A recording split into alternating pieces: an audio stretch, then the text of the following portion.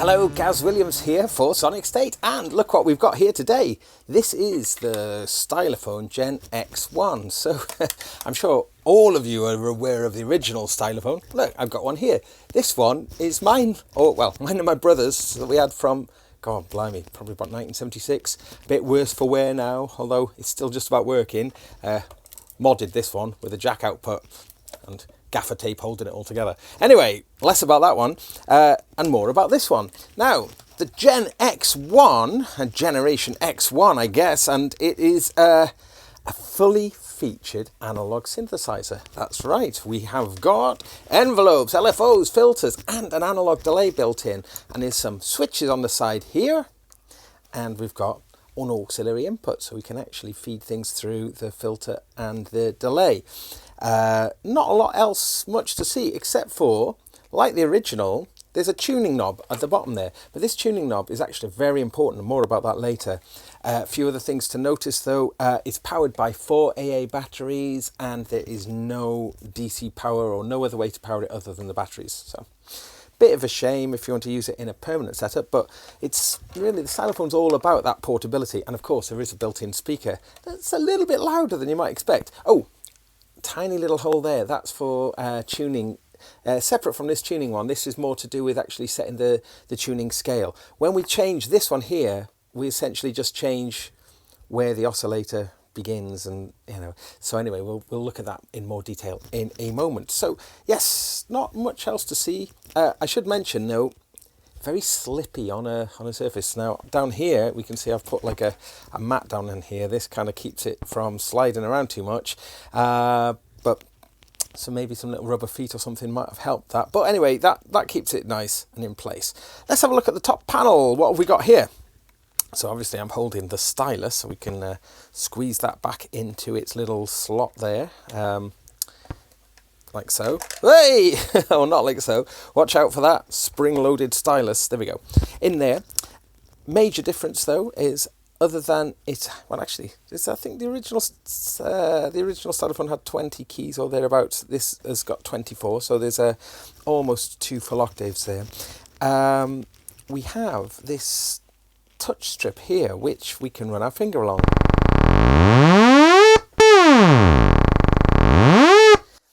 That doesn't need the stylus, but the stylus is necessary for the touch plate there. So this this touch strip, this is new, and this allows for smooth glissandos.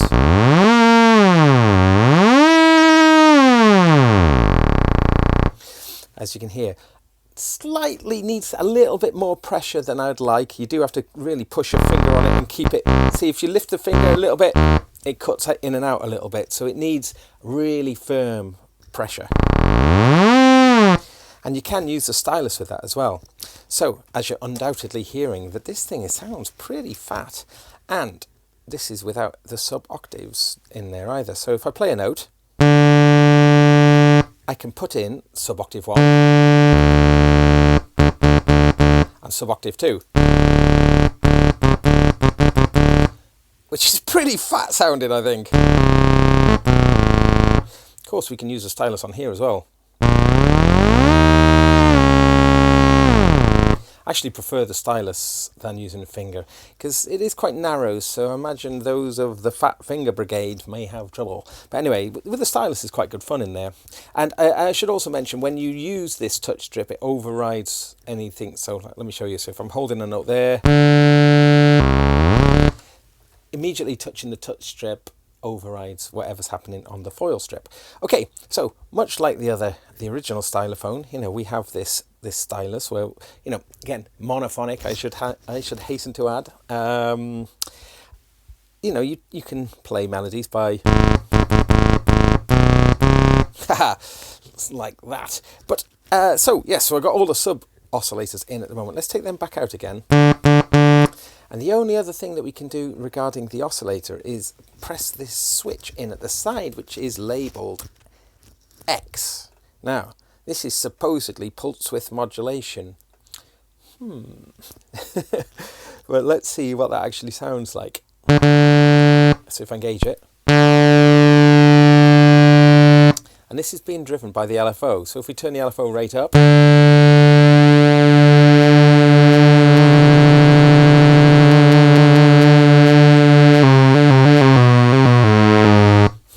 so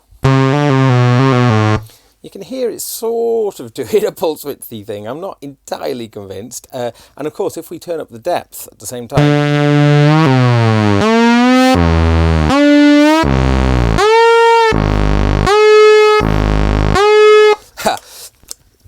yes, you can see it's also, LFO is hardwired to pitch. So, anyway, but yes, LFO has, as we heard there, square wave or triangle wave. Now I'm going to take off that X switch a minute, so we go back to the pure sound. That's it.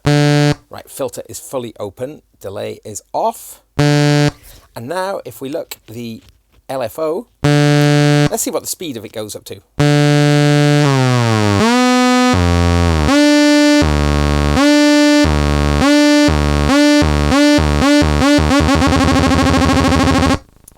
Just a little bit below. Ooh, but you can hear that. You just go slightly below the audio range.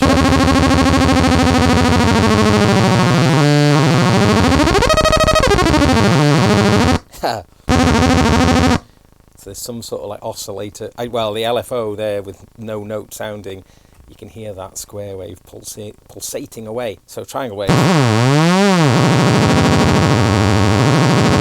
Let's flip it over and change this. So this knob at the bottom here, this is essentially the oscillator tuning, and it goes as quite wide range actually. So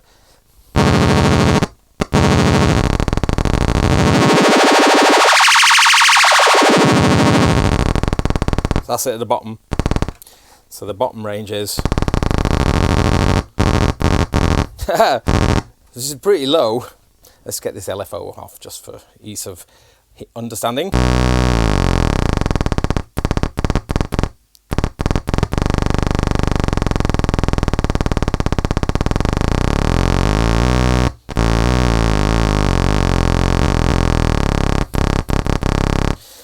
Right, up and to.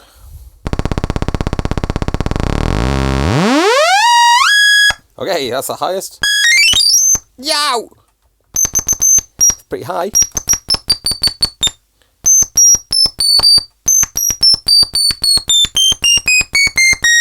So the scaling's a bit off at that range. So let's put it somewhere in the middle. And here you can see straight away one of the sort of design flaws in keeping this tuning knob at the bottom, much like the original. The two-handed operation to hear what you're doing and doing it is a little bit on the fiddly side. I'm imagining people are going to mod these and put this tuning knob up on the front. I think it would be a lot more useful there. Okay, anyway, however, okay, that's a lot more reasonable. Ooh.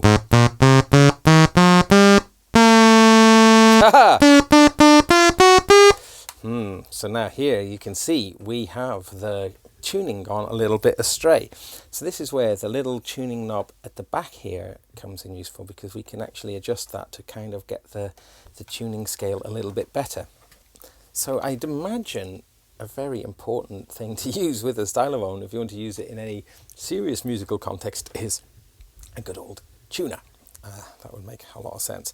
So again, this two-handed operation is a little bit tricky.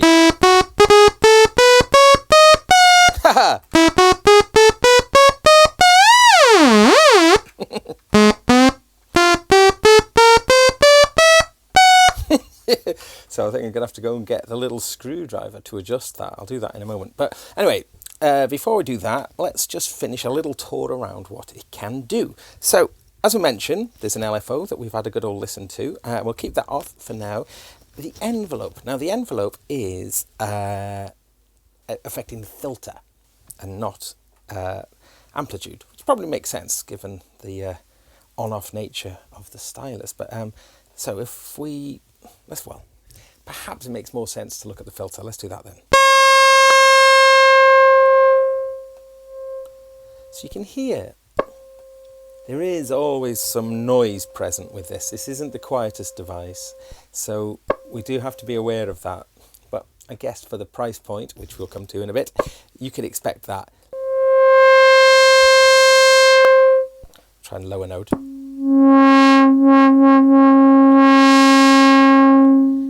The filter, it's quite nice, but I'm going to add some resonance now. And in typical kind of laddery filter style, big drop off on low end, huge drop off on low end. That's with half resonance sweep.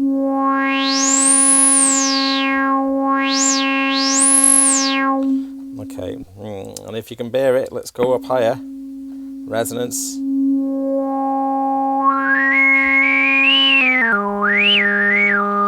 So it does get quite fierce up there. Okay, so let's bring that back down again. So let's keep that filter down low, and let's have a play with the envelope then. So it's never very long.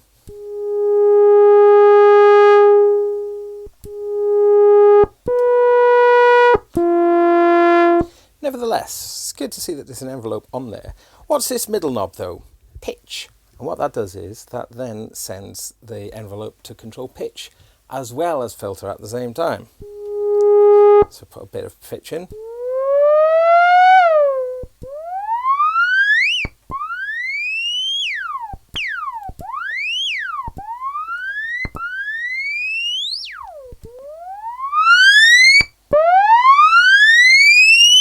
Yowza!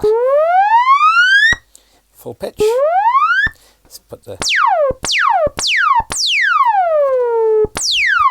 So yes, it can do the laser gun, which I'm sure you're all very pleased about.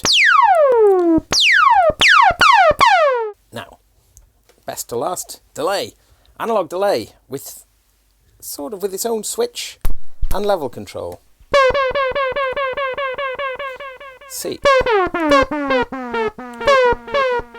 Maximum delay time, you can hear it get quite noisy. Now feedback control.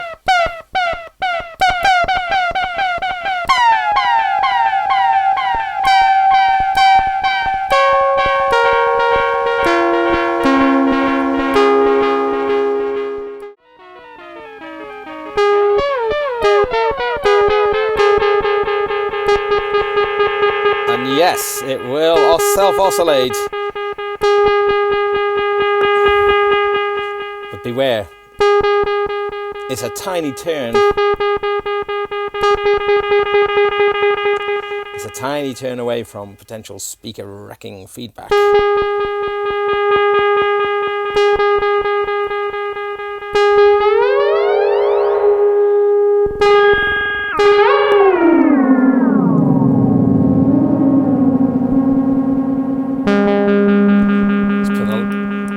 Sub-octave in the second one. Whoa. Haha.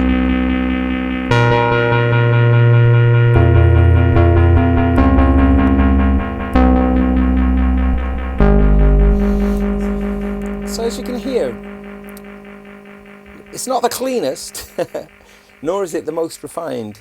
And really it does bring to mind Korg's Monotron and the Monotron delay, and there's a definite similarity there, but it is quite fun and you can do some pretty groovy things with it. So the Stylophone being portable does mean that it is very easy to take places and do fun things like this.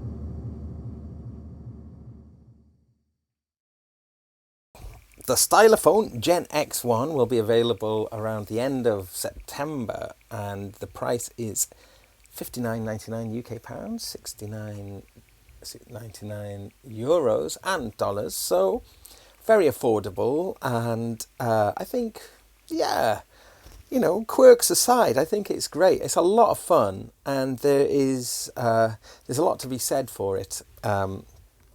Packing all of this, you know, real analog synthesis into a cheap and playable and fun little package. So well done, Dubreq, and Gaz Wiliams for Sonicstate. See you soon. Bye-bye.